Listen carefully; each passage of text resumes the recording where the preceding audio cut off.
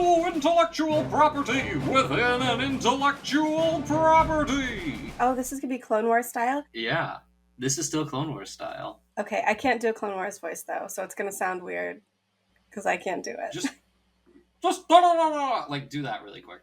And then talk. All right. It's so easy. It's just and then I just can't do that talk. either.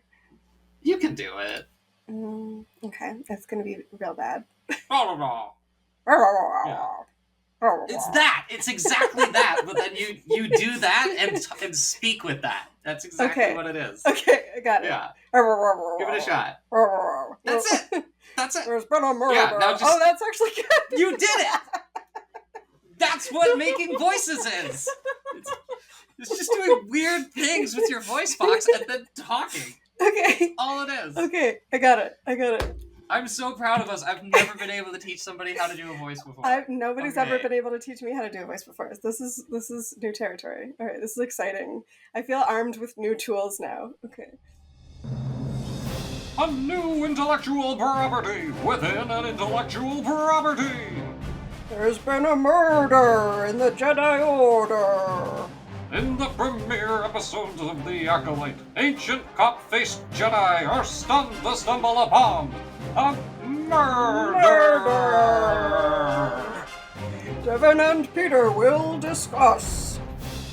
This episode contains spoilers for The Acolyte and just Star Wars in general. Just all of Star Wars, Yeah. basically.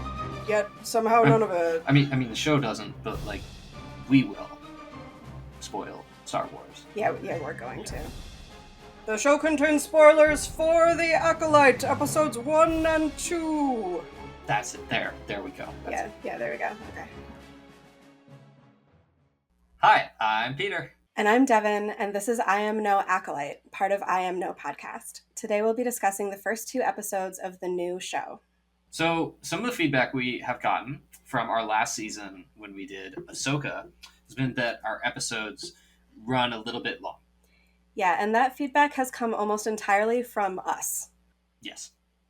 We're like, this is entirely why can't we shut up ever? So, we're going to use a timer.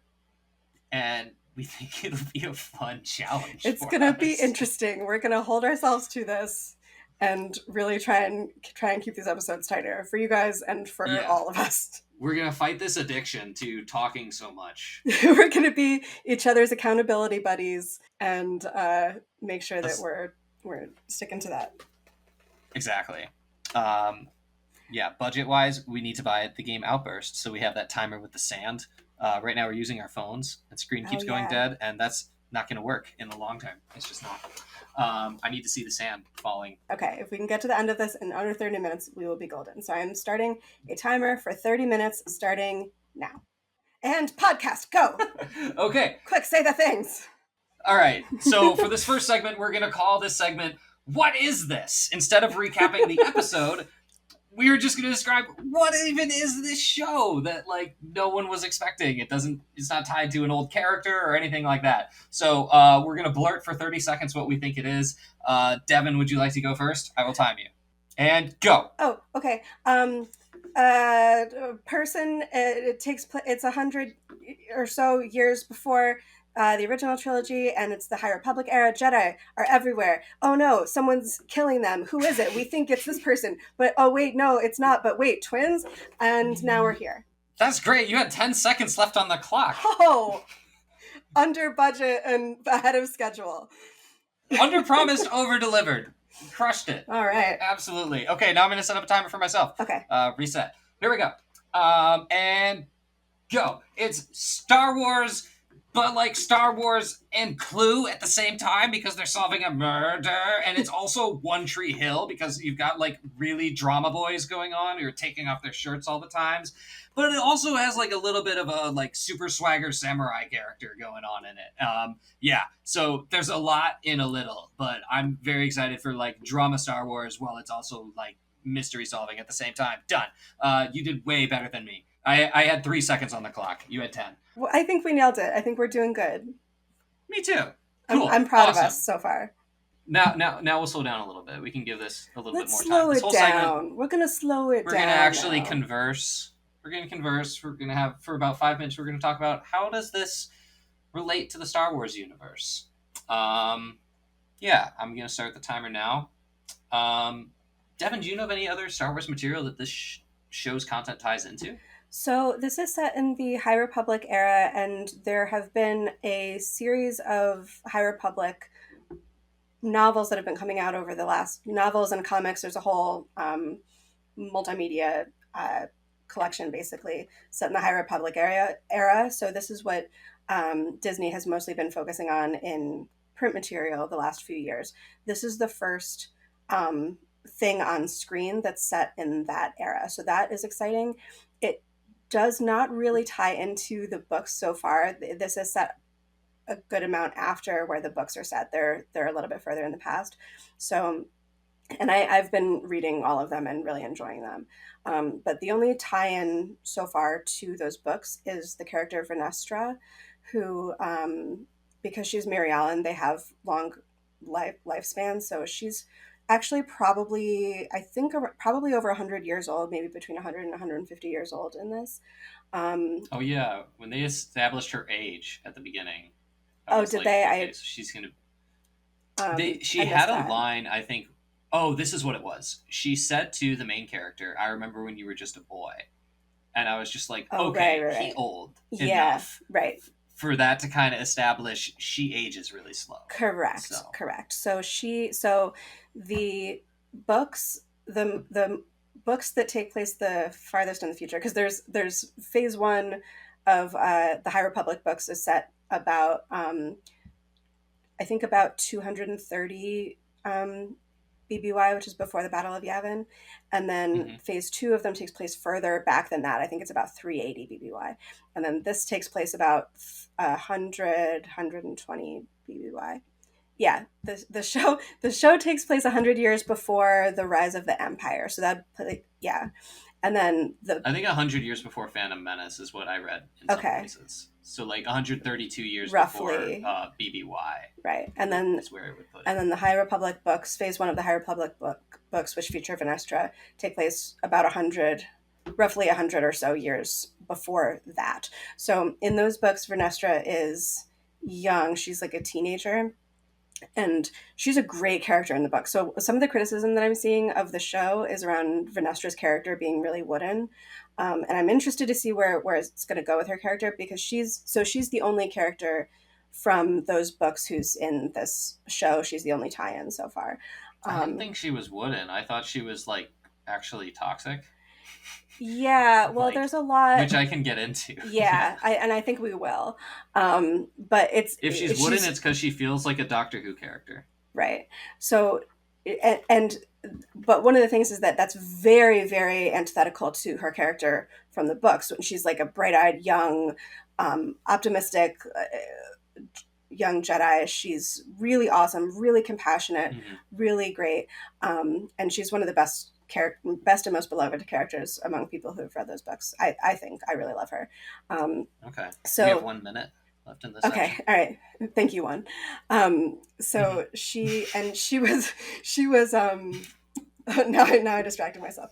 But she was known for she was kind of a Jedi prodigy. So she was the youngest at the time, the youngest Jedi to the youngest Padawan to pass the Jedi trials and become a knight. She was 15 when she passed the Jedi, I believe, when she was became a knight.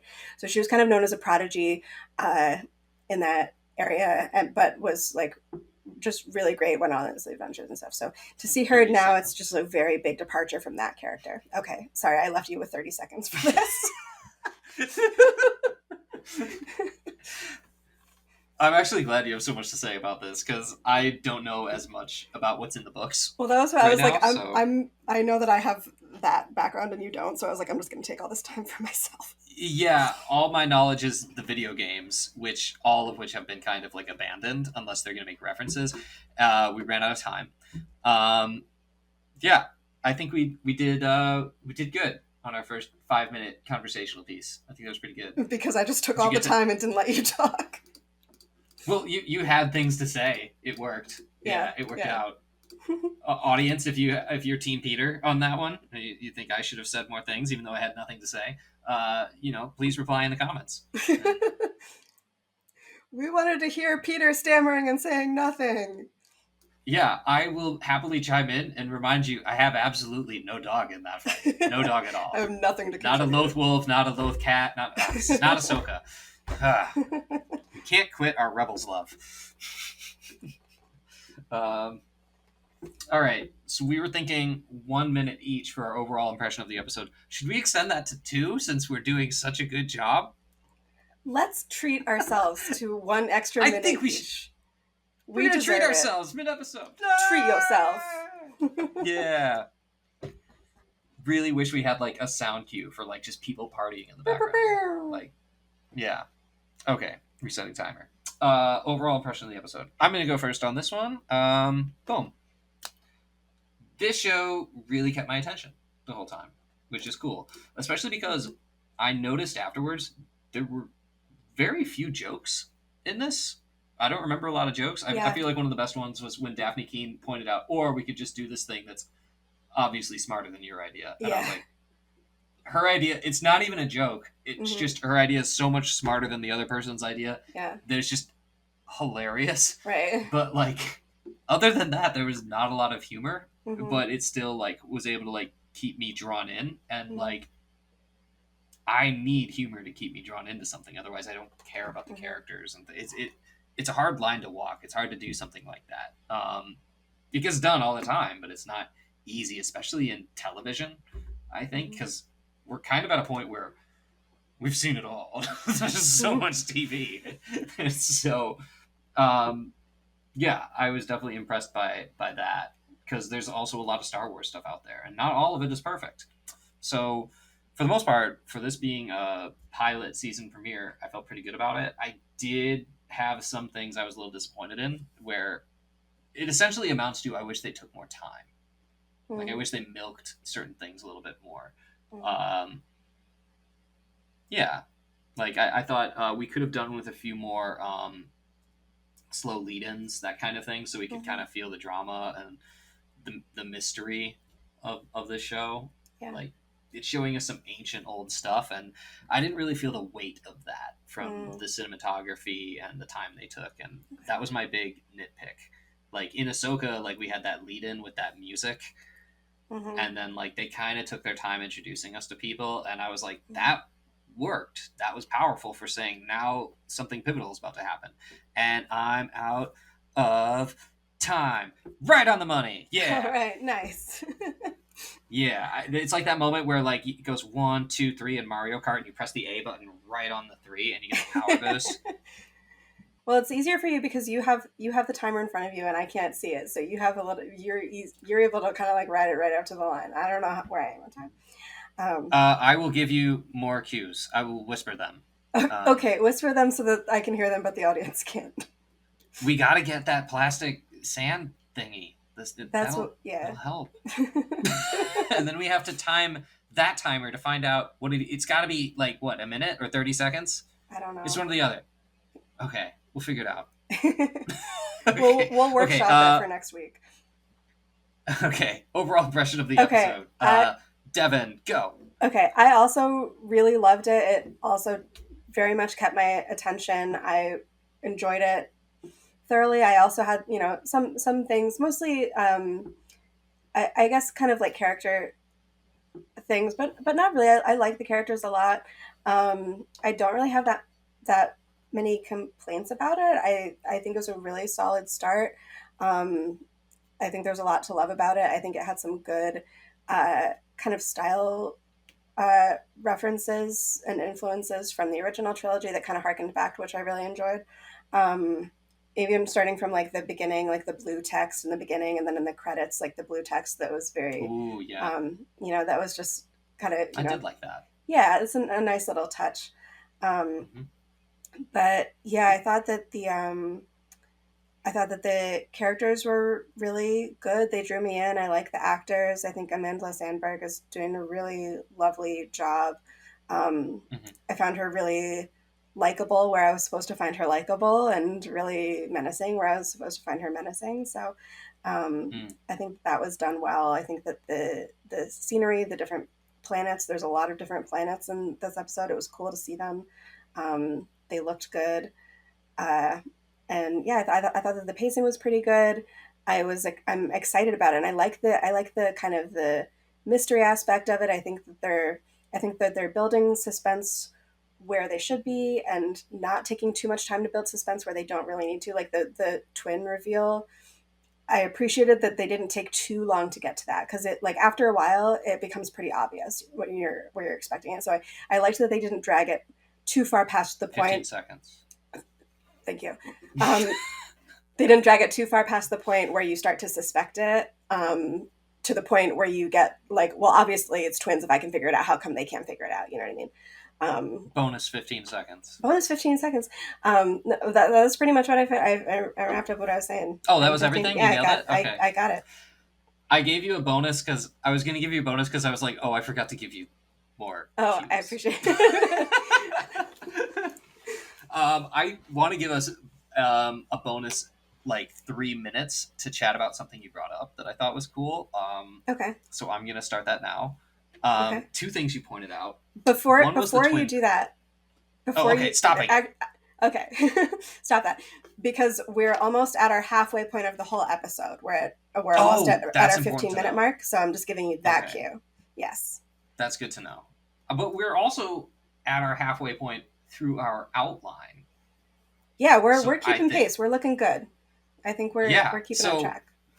We can continue to treat ourselves. All right, so bonus 3-minute conversational piece. Go. All right. The twins thing, and what was the other thing you pointed out? Oh, her being menacing, her good acting, that sort of thing. The twins thing I have more to say about, and I'm curious what your take is on it too, so we'll do that second. But the menacing thing, I like how she did this really kind of obnoxious thing when it was May, the evil twin, would say, come at me with all your strength. And I was just like, wow, that is really, really juvenile. But also, I can imagine, being at an age where you're angsty and angry and doing bad things, and you would say something like that. So it's kind of like better Kylo Ren writing is what I was thinking. Yeah, and I was like, there's a journey to the dark side. That's a way cooler place to start from. Yeah, no, I agree. And I was thinking about that same thing earlier, because it does very much seem like, and what it is like she's following someone's orders, and she's trying to, like, the whole idea is that she's an acolyte of this, like, Sith person, right? So, like, she's very clearly taking instruction from him. She has, like, specific things that he's told her to do, right? Like, oh, I have to kill someone without using a weapon. I have to, like, she's got, like, specific, like, tasks. So in my mind, I'm thinking, like, that's probably language that he gave her. He probably, like, she's over literalizing it, where he's like, go and get them to attack you with everything that they've got. And so she's like, okay, all right, I'm here. Attack me with everything you've got, kind of like repeating those words. That's kind of how I read it. Especially because she did it, like, in front of a bunch of people, and they were like, do you even want to invite them outside?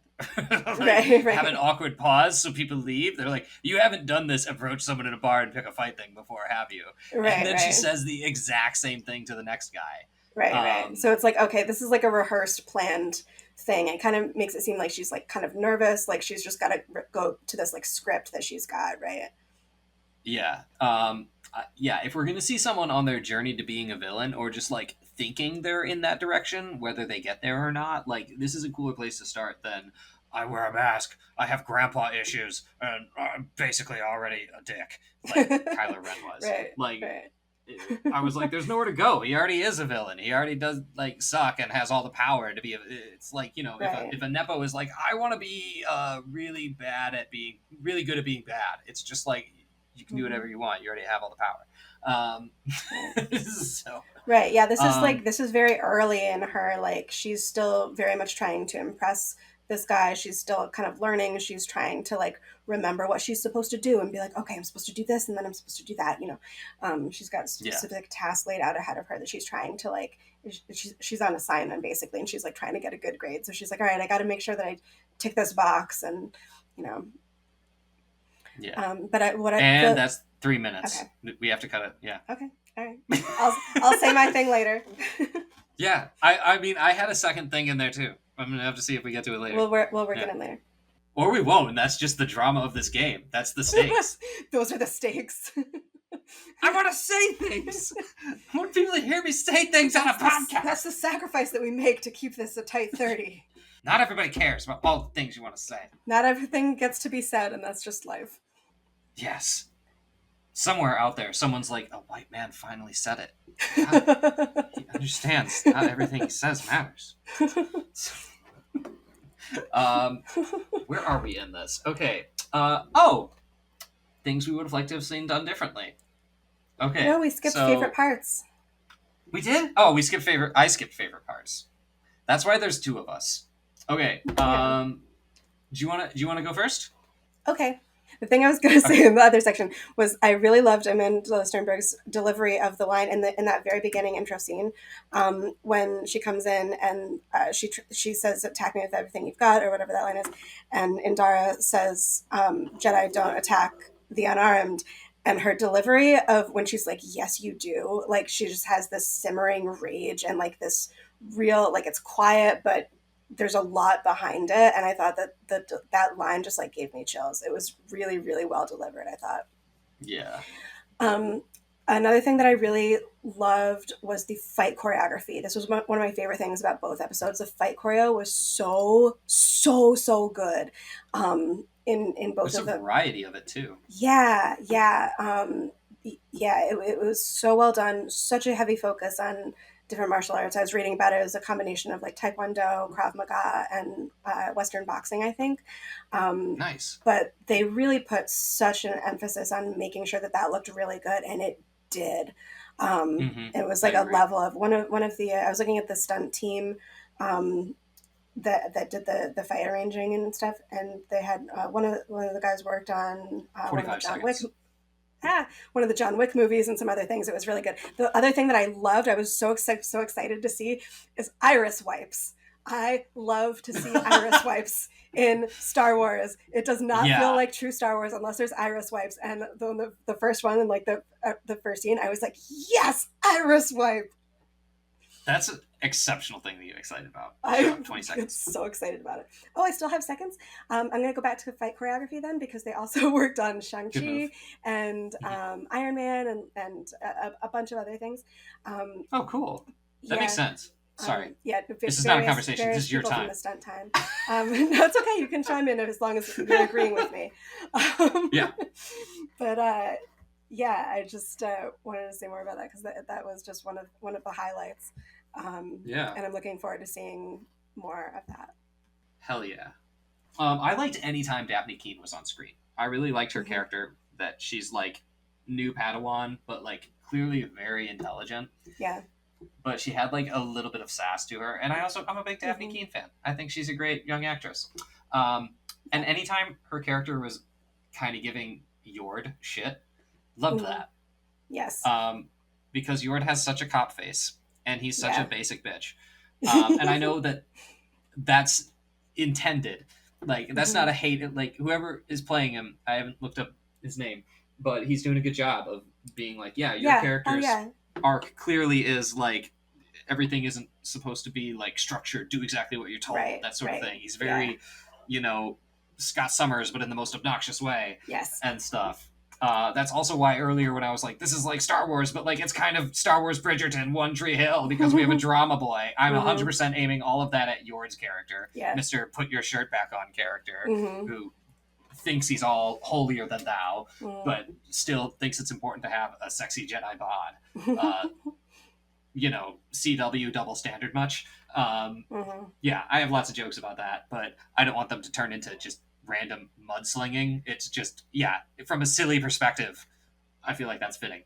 But yeah, love Daphne Keane. I like the whole drama of this Jedi who is too strict about following the rules. I think it's a good observation. Those are the things I kind of like. And what's the main guy's name? The main Jedi. Master Saul. He has so much Jedi swagger. I haven't seen that much Jedi swagger since Qui-Gon Jinn, and he really owns up to the fact that I called it Jedi Super Samurai swagger earlier, because he's really owning up to influence comes from samurai, and I'm out of time. Nice. So, perfect. Good. Yeah. I guess now we got 6 minutes left. Damn, now it feels dangerous. Now we're under okay. the wire. We're under the wire. We can do this. We can bring it home. What would we have liked to Okay. have seen differently? Go. I wish things were done a little bit more slower paced, and I kind of covered that in my overall impression of the episode. I wish they milked it a little bit more, so I could kind of feel the intrigue and the drama. And that's just an overall cinematography style note that I would have wanted to see in the pilot. Okay. Yeah, I'm done. I yield my time. You go. Awesome. I was going to also yield my time because I want to move on to what we want to see in the next episode. Okay, cool. I also want to do my rapid fire list of jokes because that kind of falls under what we would have seen differently. This is my tight 2, but I think we're moving it down to a tight 1. Should we move it down to a tight 1? Move it down to a tight 1. This is what happens, guys, when we treat ourselves too much earlier in the episode. We overindulged. We overindulged. My eyes are as big as dinner plates with podcast time. Okay.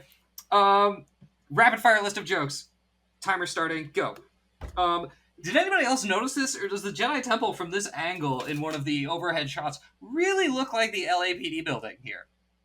Anybody?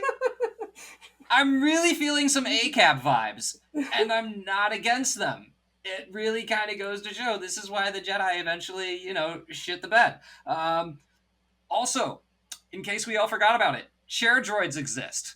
Shares that are droids that drive the fucking plane. Can you imagine if you sat one of those and then it was just like, oh, actually, if you could move out of the way, I actually have to. And you're like, oh, I can't sit in the chair right now. This is literally Disney being like, Star Wars is turning into Beauty and the Beast. And it's like, yes, of course you could do that with technology, but what's next? The cups are going to drink themselves? Okay. Cliffhanger at the end. This is almost kind of a nitpick, and I'm sure people are making fun of this, but I'm just like, look, the joke wrote itself. They had to think about this. The cliffhanger is, the guy's like, you must kill a Jedi with no weapon. The dude immediately draws a weapon, and then we cut to black, and I'm just like, what are we trying to say? Yeah, I think I'm at 106. Oh, fuck. I had another joke. Did I have another joke? You don't now. I don't now. Damn it. This is a sacrifice we make. 3.5 minutes left. What have we still not said? For those of you wondering at home, yes, that is Jason from The Good Place. And what I want to see in the next episode, I'm really hoping to do it more with Vanestra. I'm really interested to see what her character arc is going to be, if they have one planned for her, if this is the role that she's going to fill in the whole episode. Is this like, she speaks on behalf of the Jedi Council. It's very rigid. It's very, like kind of that role that they have her in. Is she only, that's a role that Yoda kind of historically fills. Yoda is around at this time, so I'm not sure why they're using her instead of Yoda, if that's what they're going to do with her, or maybe they have a whole other arc plan for her, which I hope that they do. I'm hoping to see some fighting with Vanestra for reasons that I'm not going to give away yet, but that would be really dope, and anyone who's read the books knows why, but I'm not going to give it away. Fuck yeah. I'm going to yield my time on what I want to see in the next episode because I'm down for whatever they do. Just excited to see a Wookiee. Instead, I'm going to buy back my time from my tight 2 that was cut into a tight 1. Okay, since when are there active Jedi temples? They like Pokemon centers now? What is that? Okay, that's that joke. Okay, so there's only one person in the galaxy. This was the thing in the High Republic that they had outposts. It makes sense because we see all these abandoned Jedi temples, but they seem more like Zelda temples that are just like, oh no, they didn't use these places. They just set a bunch of like acid trips and traps in them for the future and let them be.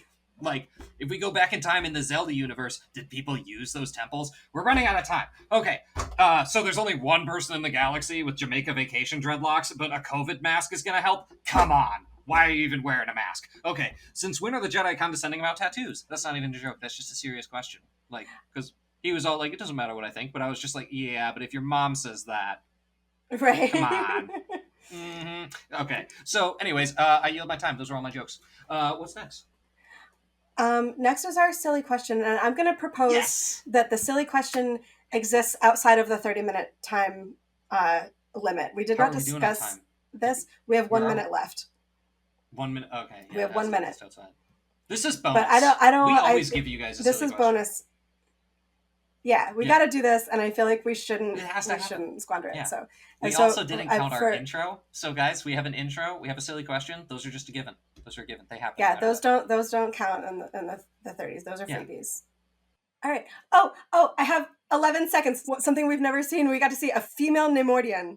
We've never seen one before. Oh yeah, we had the new Gunray people. That was sick. That was great. And that is time. Great. All right, now we can 30 chill. minutes. We'll do this. We'll do the silly question now. We got That's through great. that together, and I'm proud of us. I'm very proud of us. So our silly question of the week. We saw a lot of new planets in this episode, which was really cool. Out of all of the planets that appeared in this episode, where would you go if you had to go into hiding? Should I give us our list of what our options are, what all the planets were? I don't know if we need it. You know which planet you like. I know which planet I like. Yeah. Okay. I'm like luxuriating and not having a timer going right now, so I'm like, maybe I'll just list all the planets. No, let's just talk about the planet of our choice. You know. Okay, all right. I would definitely head to Kofar, which is the forest planet that they're headed to in the next episode, where they're going to find Kalnaka, the Wookiee Jedi.